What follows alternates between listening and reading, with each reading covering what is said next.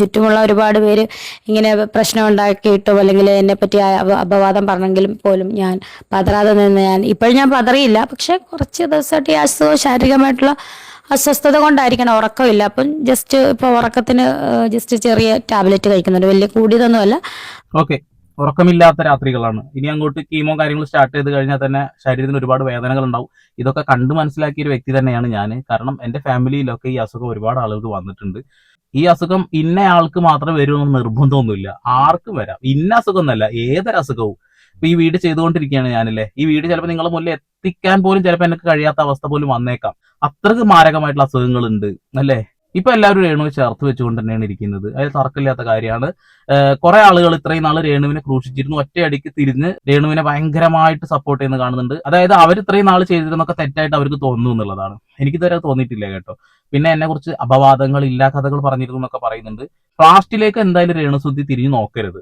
പാസ്റ്റിലേക്ക് നോക്കി കഴിഞ്ഞിട്ടുണ്ടെന്നുണ്ടെങ്കിൽ ആ പാസ്റ്റ് നിങ്ങൾക്ക് ശരിയായിരിക്കാം, പക്ഷെ അത് കണ്ട ഒരുപാട് ആളുകൾക്ക് നെഗറ്റീവ് തന്നെയാണ്. ഇപ്പോഴും ആ നെഗറ്റീവിന് മാറ്റമില്ല എന്ന് വ്യക്തമായിട്ട് കമന്റ് ബോക്സ് നോക്കുമ്പോൾ കാണാൻ കഴിയുന്നുള്ളതാണ്. കുറച്ച് ആളുകൾ എന്താണ് രേണു എന്ന് അറിയാത്ത ഒരുപാട് ആളുകളുണ്ടല്ലോ, രേണുവിന്റെ ഒരു ഇന്റർവ്യൂ പോലും കാണാത്ത ആളുകൾ, അവർ ഭയങ്കരമായിട്ട് സപ്പോർട്ട് ചെയ്യുന്നുണ്ട്. ഒരുപാട് അമ്മമാര് സപ്പോർട്ട് ചെയ്യുന്നുണ്ട്. കാരണം എന്താ വെച്ചാൽ ആ അസുഖമൊക്കെ എത്രത്തോളം ഭീകരമാണ് എന്ന് മനസ്സിലാക്കിയ ഒരുപാട് ആളുകളാണെന്നുള്ളതാണ്. നമ്മൾ പഴയതിനെ കുറിച്ച് സംസാരിക്കുന്നില്ല, പക്ഷെ അവർ തന്നെയാണ് ഹിന്റുകൾ ഇട്ട് കൊടുക്കുന്നത് എന്നുള്ളതാണ്. അപവാദങ്ങൾ പറഞ്ഞു നടന്നു എന്നുള്ളതൊക്കെ. ഞാൻ ചെയ്ത ഒരു വീഡിയോയിൽ എനിക്കൊരു റിഗ്രറ്റും ഇല്ല. കാരണം എന്താ വെച്ചിട്ടുണ്ടെങ്കിൽ കൃത്യമായിട്ട് പഴയ കാര്യങ്ങൾ അങ്ങനെയായിരുന്നു. ഒരാൾക്കും ഒരു തരത്തിലുള്ള പ്രചോദനം ഉൾക്കൊള്ളാൻ കഴിയുന്ന കാര്യങ്ങളല്ലായിരുന്നു. ഒരിക്കലും അവര് നമ്മളൊരു മാതൃകയാക്കാൻ കഴിയുന്ന രീതിയിലുള്ളത് ഒന്നുമില്ലായിരുന്നു. അതുകൊണ്ടാ. പക്ഷെ ഇപ്പൊ അവർ ക്യാൻസറിനെ പടവെട്ടുന്ന ഒരാളാണ്. അതുകൊണ്ട് നമ്മൾ അവരുടെ കൂടെ നിൽക്കുന്നു, അത്രേ ഉള്ളൂ. അവർക്ക് വേണ്ടി ഞാൻ എന്നും പ്രാർത്ഥിക്കാറുണ്ട്, ഇനിയും പ്രാർത്ഥിക്കും. മാരകമായ അസുഖങ്ങൾ പിടിപെട്ട് ഓരോ ദിവസവും മുന്നോട്ട് പോകാൻ കഷ്ടപ്പെടുന്ന എല്ലാവർക്കും വേണ്ടിയിട്ട് ഞാൻ പ്രാർത്ഥിക്കും. ഞാനൊക്കെ എനിക്ക് കിട്ടുന്ന യൂട്യൂബ് വരുമാനത്തിൽ നിന്നും ഒരു നിശ്ചിത എമൗണ്ട് ചാരിറ്റിക്ക് വേണ്ടി മാറ്റി വെച്ച ഒരാളാണ്. ഞാനൊരു വീഡിയോയിൽ അത് പറഞ്ഞിട്ടുണ്ട്.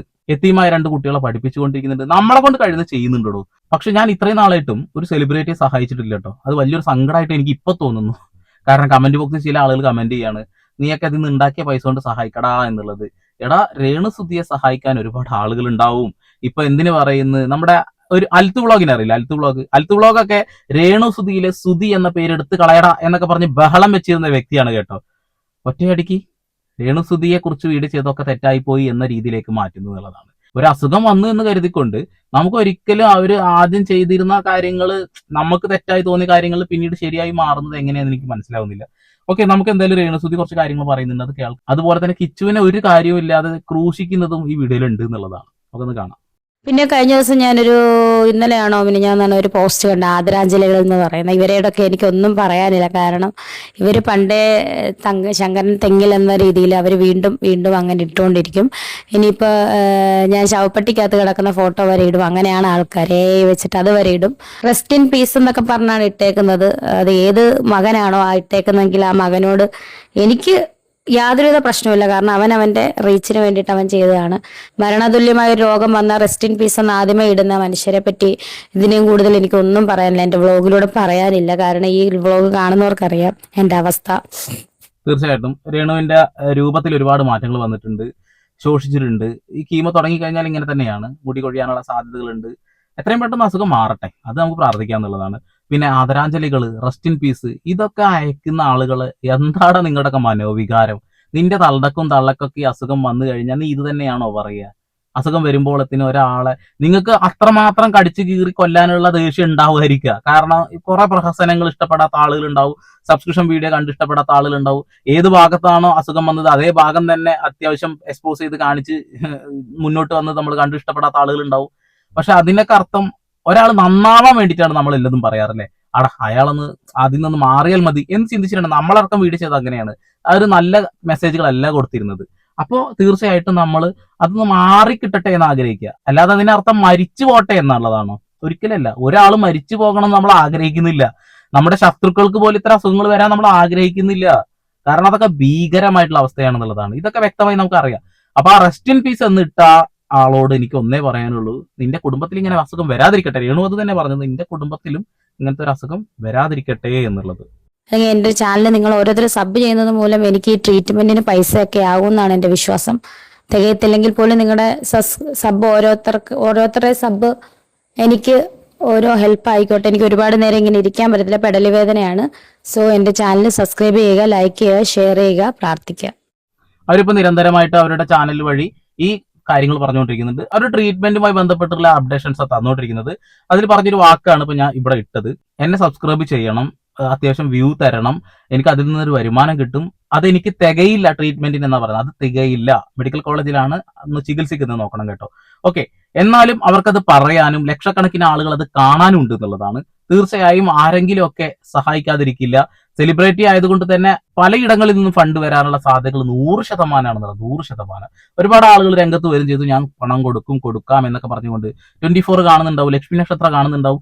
ഇപ്പൊ ലക്ഷ്മി നക്ഷത്രക്കെ ഒരുപാട് വീഡിയോസ് ഇവരുമായി ബന്ധപ്പെട്ട് ചെയ്തതാണ്. ലക്ഷക്കണക്കിന് ഒരു പൈസ അതിൽ നിന്ന് ഉണ്ടാക്കിയിട്ടുള്ള ഒരു വ്യക്തി കൂടി ആയിരിക്കും ലക്ഷ്മി നക്ഷത്രക്കെ. അപ്പോൾ അവരൊക്കെ കൃത്യമായിട്ട് അതിൽ നിന്ന് കൊടുക്കും. അപ്പൊ അവർക്ക് ഫണ്ട് കിട്ടാൻ മെഡിക്കൽ കോളേജിലായതുകൊണ്ട് അത്ര വലിയ ചികിത്സാ ചെലവില്ല. അപ്പൊ കീമോയാണ് നടത്തിക്കൊണ്ടിരിക്കുന്നത്. മെഡിക്കൽ കോളേജിലായതുകൊണ്ട് ഇത്ര ഇല്ല. പ്രൈവറ്റ് ആണെന്നുണ്ടെങ്കിൽ അത് കൂടുതലായിരിക്കും എന്നുള്ളതാണ്. അപ്പൊ അതൊരു സൈഡിലൂടെ കിട്ടിക്കൊണ്ടേയിരിക്കും. പക്ഷെ ഇനി ഞാനൊരു വീഡിയോ കാണിക്കും, തീർച്ചയായിട്ടും ഇത് കാണിക്കാൻ വേണ്ടി തന്നെയാണ് ഈ വീഡിയോ. ഇതൊന്ന് കാണാം. അസ്സലാമലൈക്കും. എൻ്റെ പേര് ഫിദ ഫാത്തിമ. ഞാൻ 7ാം ക്ലാസ്സിലാണ് പഠിക്കുന്നത്. എനിക്ക് ക്യാൻസർ രോഗമായിട്ട് 4 വർഷമായി. ഞാൻ ഇപ്പോൾ MVR ഹോസ്പിറ്റലിൽ ചികിത്സ നടത്തിക്കൊണ്ടിരിക്കുകയാണ്. ഡോക്ടർമാർ പറയണത് മജ്ജ മാറ്റി വെക്കണം, 40 ലക്ഷം വേണമെന്നാണ്. ഈ വീഡിയോ കാണുന്നവരാരെങ്കിലും സഹായിക്കണം.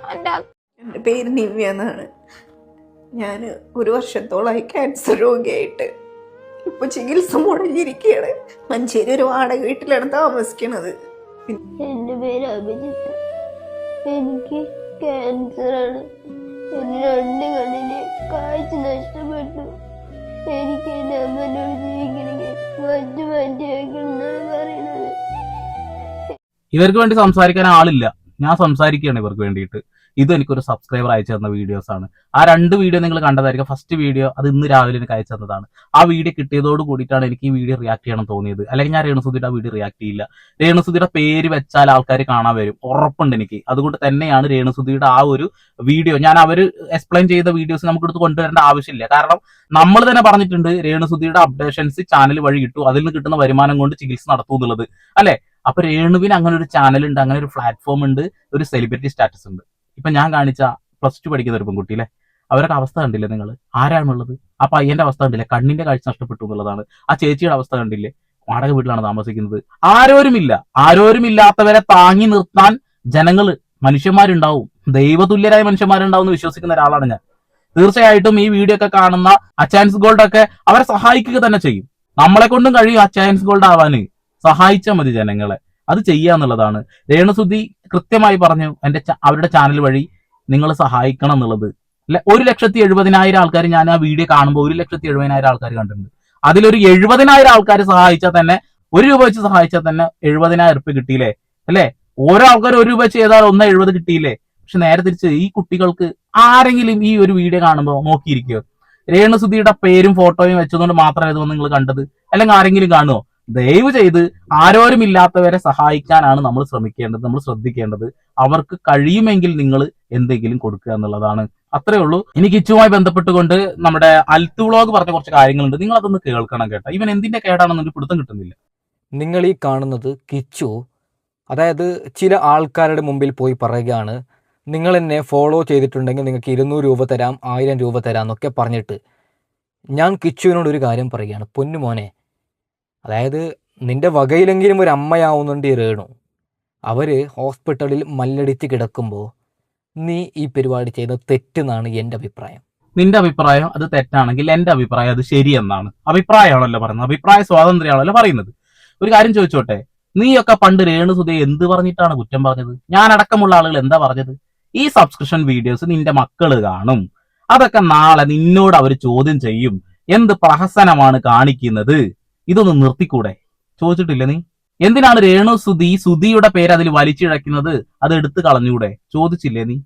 എന്നിട്ട് ഒറ്റയടിക്ക് കിച്ചു ജീവിക്കാൻ എന്തെങ്കിലും ഒരു സംരംഭം ഒരുക്കി കൊണ്ടുപോകുമ്പോ, അവന് കിട്ടിയ കൊളാബറേഷൻ അവൻ ചെയ്യുമ്പോ, പ്രൊമോഷൻ അവൻ ചെയ്യുമ്പോ പിന്നിൽ നിന്ന് കുത്തുന്നോടാ? എന്തുവാടേ ഇത്? വലിച്ചു കീറാൻ ഇട്ട് കൊടുക്കരുത്.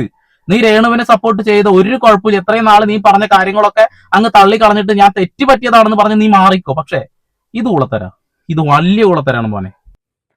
അതായത് പൊന്നു മനുഷ്യന്മാരെ, ഒരു കാര്യം ഞാൻ പറയാം. അതായത് ഇപ്പം നമ്മുടെ കുടുംബത്തിലോ ആർക്കെങ്കിലും ക്യാൻസർ പോലുള്ള രോഗം കൊണ്ട് മല്ലടിച്ച് കിടക്കുമ്പോൾ നമ്മൾ, അതായത് നടു റോട്ടിൽ പോയിട്ട് എന്നെ ഫോളോ ചെയ്താൽ 200 രൂപ തരാമെന്ന്, ഇത് ഇന്നലെ അപ്ലോഡ് ചെയ്തതാണ് കിച്ചു.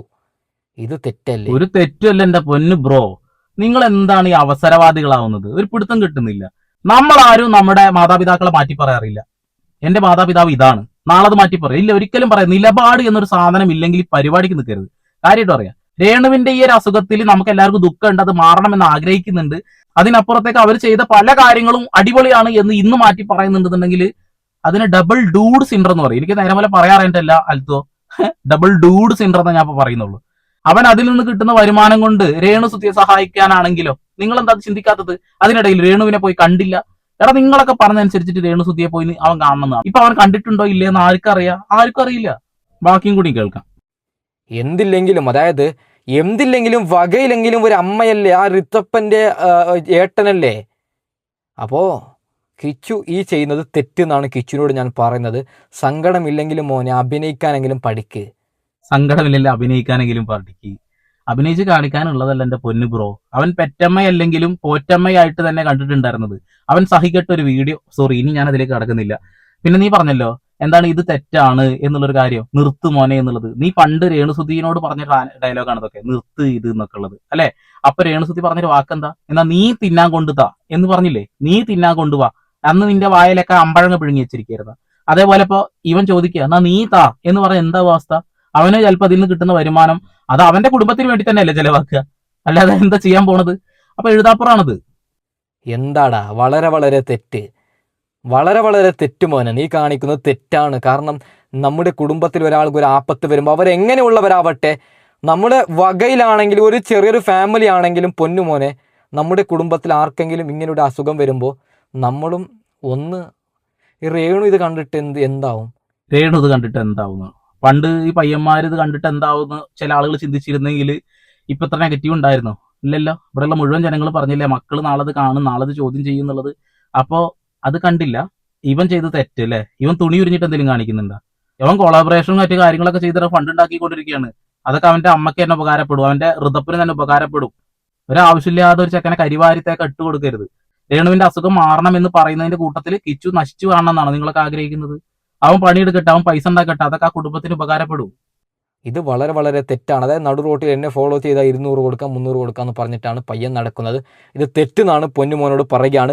പൊന്നു മനുഷ്യന്മാരെ, തൽക്കാലം ഞാൻ വൈൻഡപ്പ് ചെയ്യുകയാണ്. അടുത്ത വീഡിയോ ഇടം വരാം. Okay, bye. ഇനിയും അതിൽ ഊളത്തരായിട്ട് വരരുത്, അത്ര എനിക്ക് പറയാനുള്ളൂ. നീ പറഞ്ഞ വീഡിയോസ് ഒക്കെ എല്ലാവരുടെ കയ്യിലും കിടക്കുന്നുണ്ടാവും. ഇത്രയും നാൾ ക്രൂശിച്ചത്, എനിക്ക് ആ ക്രൂശിച്ചതിലൊന്നും ഒരു സങ്കടമില്ല. ഞാൻ എന്റെ വീഡിയോ തിരുത്താനും പോകുന്നില്ല. രേണുസുധിയുടെ അസുഖം മാറട്ടെ. അവർക്ക് ഇങ്ങനെ ഒരു അസുഖം വന്നതിൽ എനിക്ക് സങ്കടമുണ്ട്. ആ അസുഖം മാറാൻ ഞാൻ പ്രാർത്ഥിക്കുന്നുണ്ട്. ഇതിന്റെ അപ്പുറത്തേക്ക് ഞാൻ പണ്ട് പറഞ്ഞ ഒരു സ്റ്റേറ്റ്മെന്റും ഒരു തരത്തിലും മാറ്റാൻ ആഗ്രഹിക്കുന്നില്ല. അത്രേ പറയുന്നുള്ളൂ. വീണ്ടും വരെ പുതിയ വാർത്താവിശേഷങ്ങളുമായി സന്ദീപ് എടപ്പാൾ സൈനിങ് ഓഫ്.